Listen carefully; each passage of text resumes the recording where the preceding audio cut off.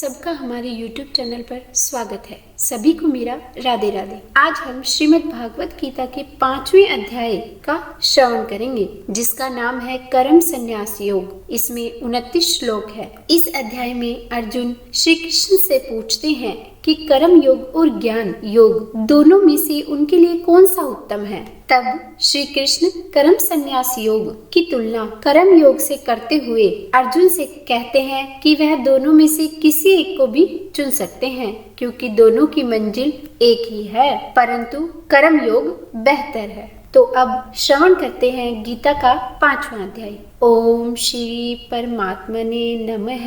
अर्जुन ने पूछा कि हे कृष्ण, आप कर्मों के संन्यास की और फिर निष्काम कर्म योग की प्रशंसा करते हैं, इसलिए इन दोनों में एक जो निश्चय किया हुआ कल्याण कारक हुए उसको मेरे लिए कहिए। इस प्रकार अर्जुन के पूछने पर श्री कृष्ण भगवान बोले, हे अर्जुन, कर्मों का संन्यास अर्थात मन, इंद्रियों और शरीर द्वारा होने वाले संपूर्ण कर्मों में कर्तापन का त्याग और निष्काम कर्म योग अर्थात समता बुद्धि से भगवदर्थ कर्मों का करना, ये दोनों ही परम कल्याण के करने वाले हैं। परंतु उन दोनों में भी कर्मों के संन्यास से निष्काम कर्म योग साधन में सुगम होने से श्रेष्ठ है।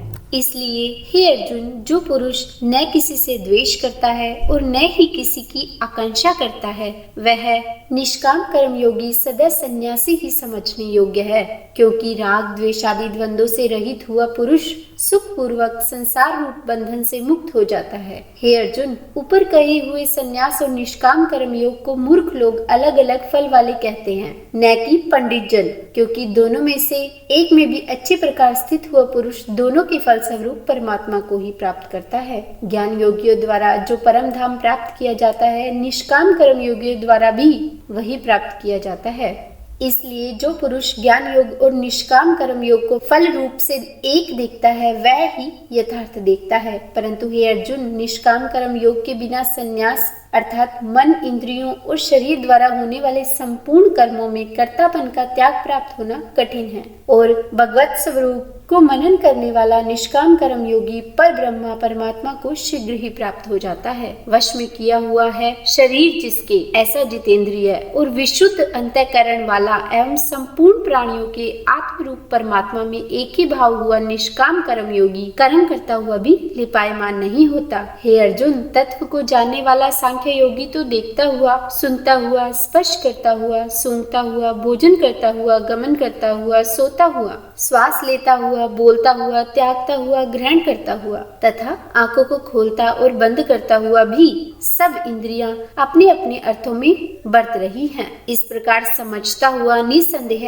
ऐसे माने कि मैं कुछ भी नहीं करता हूँ। परंतु हे अर्जुन, देहाभिमानियों द्वारा यह साधन होना कठिन है और निष्काम कर्म योग सुगम है, क्योंकि जो पुरुष सब कर्मों को परमात्मा में अर्पण करके और आसक्ति को त्याग कर कर्म करता है, वह पुरुष जल से कमल के पत्ते के समान पाप से लिपायमान नहीं होता। इसलिए निष्काम कर्म योगी ममता बुद्धि रहित केवल इंद्रिय, मन, बुद्धि और शरीर द्वारा भी आसक्ति को त्याग कर अंतःकरण की शुद्धि के लिए कर्म करते हैं। इसी से निष्काम कर्म योगी कर्मों के फल को परमेश्वर के अर्पण करके भगवत प्राप्ति रूप शांति को प्राप्त होता है, और सकामी पुरुष फल में आसक्त हुआ कामना के द्वारा बनता है। इसीलिए निष्काम कर्म योग उत्तम है। हे अर्जुन, वश में है अंतःकरण जिसके, ऐसे सांख्य योग का आचरण करने वाला पुरुष तो निसंदेह न करता हुआ और न करवाता हुआ 9 द्वारों वाले शरीर रूप घर में सब कर्मों को मन से त्याग कर अर्थात इंद्रियों के अर्थों में बरतती है, ऐसा मानता हुआ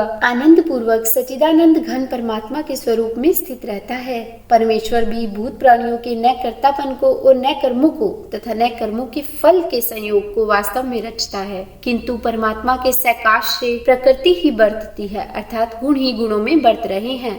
सर्वव्यापी परमात्मा न किसी के पाप कर्म को और न किसी के शुभ कर्म को भी ग्रहण करता है, किंतु माया के द्वारा ज्ञान ढका हुआ है, इससे सब जीव मोहित हो रहे हैं। परंतु जिनका वह अंतःकरण का अज्ञान आत्मज्ञान द्वारा नाश हो गया है, उनका वह ज्ञान सूर्य के समान उस सच्चिदानंद घन परमात्मा को प्रकाशता है, अर्थात परमात्मा के स्वरूप को साक्षात कराता है। हे अर्जुन, तद्रूप है बुद्धि जिनकी तथा तद्रूप है मन जिनका, और सच्चिदानंद घन परमात्मा में ही है निरंतर एक ही भाव से स्थिति जिनकी, ऐसे तत्वपरायण पुरुष ज्ञान के द्वारा पाप रहित हुए अपुनरावर्ती को अर्थात परम गति को प्राप्त होते हैं। ऐसे में वे ज्ञानी जन विद्या और विनय युक्त ब्राह्मण में तथा गो, हाथी, कुत्ते और चांडाल में भी समभाव से देखने वाले ही होते हैं। इसलिए जिनका मन समत्व भाव में स्थित है उनके द्वारा इस जीवित अवस्था में ही संपूर्ण संसार जीत लिया गया, अर्थात वे जीते हुए ही संसार से मुक्त है। क्योंकि सच्चिदानंद घन परमात्मा निर्दोष और सम है, इससे वे सच्चिदानंद घन परमात्मा में ही स्थित है। जो पुरुष प्रिय को अर्थात जिसको लोग प्रिय समझते हैं उसको प्राप्त होकर हर्षित नहीं हो और अप्रिय को अर्थात जिसको लोग अप्रिय समझते हैं उसको प्राप्त होकर उद्वेगवान न हो, ऐसा स्थिर बुद्धि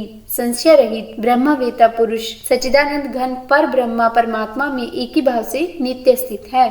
बाहर के विषयों में अर्थात सांसारिक भोगों में आसक्ति रहित अंतःकरण वाला पुरुष अंतःकरण में जो भगवत ध्यान जनित आनंद है उसको प्राप्त होता है। वह पुरुष सच्चिदानंद घन पर ब्रह्मा परमात्मा रूप योग में एक ही भाव से स्थित हुआ अक्षय आनंद को अनुभव करता है। जो यह इंद्रिय तथा विषयों के संयोग से उत्पन्न होने वाले सब भोग हैं, वे यद्यपि विषयी पुरुषों को सुख रूप भासते हैं तो भी निसंदेह दुख के ही हेतु है और यदि अंत वाले अर्थात अनित्य है, इसलिए हे अर्जुन बुद्धिमान विवेकी पुरुष उनमें नहीं रमता। जो मनुष्य शरीर के नाश होने से पहले ही काम और क्रोध से उत्पन्न हुए वेग को सहन करने में समर्थ है, अर्थात काम क्रोध को जिसने सदा के लिए जीत लिया है, वह मनुष्य इस लोक में योगी है और वही सुखी है। जो पुरुष निश्चय करके अंतरात्मा में ही सुख वाला है और आत्मा में ही आराम वाला है तथा जो आत्मा में ही ज्ञान वाला है, ऐसा वह सच्चिदानंद घन पर ब्रह्मा परमात्मा के साथ एक ही भाव हुआ सांख्य योगी शांत ब्रह्मा को प्राप्त होता है।